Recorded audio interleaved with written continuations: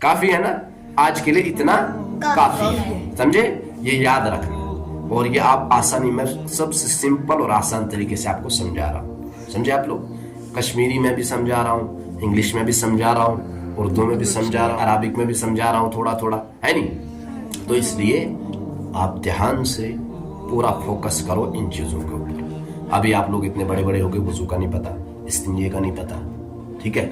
और जब आप छोटा या बड़ा पेशाब करते हो तो अपने आप को गंदगी से बचाओ, छींटू से बचाना चाहिए अपने आप को, गुनाह है बहुत ज्यादा, समझे आप लोग। जब वॉशरूम जाते हो पूरा अच्छे तरीके से फारिग होना चाहिए, इत्मीनान से।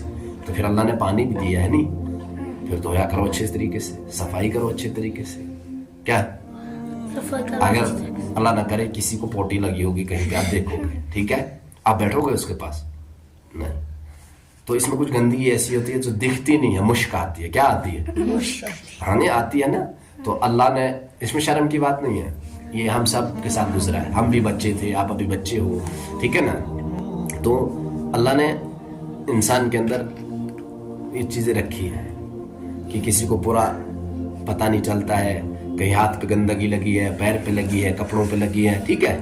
तो अगर उसको मुश्क आएगी, हम बैठेंगे, और पाक साफ रहने से अल्लाह भी मोहब्बत करता है, ठीक है। और पाकी आधा ईमान है। क्या है? पाकी आधा ईमान है। पाक साफ रहना चाहिए, साफ कपड़े पहनने चाहिए, और साफ शफाफ रहना चाहिए। और आप लोग कुरान पढ़ते हो तो कुरान पढ़ने वाले के लिए ज्यादा जरूरी है वो पाक रहे। क्या रहे? पाक। जितना आप पाक रहोगे उतना आपको कुरान का इल्म आएगा, कुरान का नूर अल्लाह देगा। कुरान के लिए पाक दिल का होना जरूरी है। क्या है? पाक दिल का होना जरूरी है। समझे आप लोग? ये अल्लाह का नूर है, समझे। और जब आप लोगों को जमाई आती है, जमाई पता क्या है? जब मुंह खोलते हो ना, ऐसे मुंह खोलते हो ना, तो सामने से हाथ रखा करो, ठीक है। हाँ, समझे आप लोग? Kashir per zaman yang sachiyaman हम साथ गज बितकन आता हूँ। क्या कहता हूँ? अदब का तकाजा यही है कि सामने से हाथ, ये मुंह नहीं खोलना चाहिए बेढंग तरीके से, ठीक है। क्योंकि अब सर्दियां हैं तो अब मच्छर कम है, तो मक्खियां जाने का खतरा है, मक्खियां भी कमी, ठीक है। तो कुछ भी मुंह में जा सकता है, इसलिए हमें सिखाया गया तरीका, सीखना चाहिए। और पाक साफ कपड़े लगाने चाहिए, पाक साफ रहना चाहिए।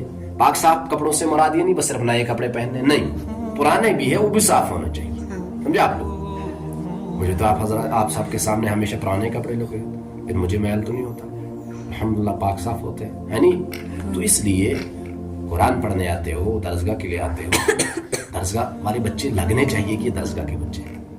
आप लोग आते हो बस शरारत है, डो यहाँ दौड़ना, शोर चिल्लाना, तो ये भी नहीं होना चाहिए। और लड़कियां हिजाब करके आती है, इनको अच्छे से रखा करो, बाल बिल्कुल नजर नहीं आने चाहिए, ठीक है। अच्छे से घर में जब जिस तरह सुबह स्कूल के लिए तैयार होते हो, कितना अच्छे से तैयार होते हो, कपड़े साफ होते हैं, यूनिफॉर्म बहुत अच्छी होती है। लेकिन जब कम से कम दरसगाह आते हो उसके लिए भी एक अच्छी सी यूनिफॉर्म रखो, अच्छे से कपड़े रखो। कुरान पढ़ने आ रहे हो, आप छोटा काम करने नहीं आ रहे हो, बहुत बड़ा काम कर रहे हो, अल्लाह का कलाम पढ़ने आ रहे हो। जिस कुरान के बारे में अल्लाह ताला क्या फरमाया, अगर मैं इसको पहाड़ों के ऊपर नाजिल करता, पहाड़ों के ऊपर, हाँ, तो फरमाया पहाड़ रेजा रेजा हो जाते, इतना बड़ा है।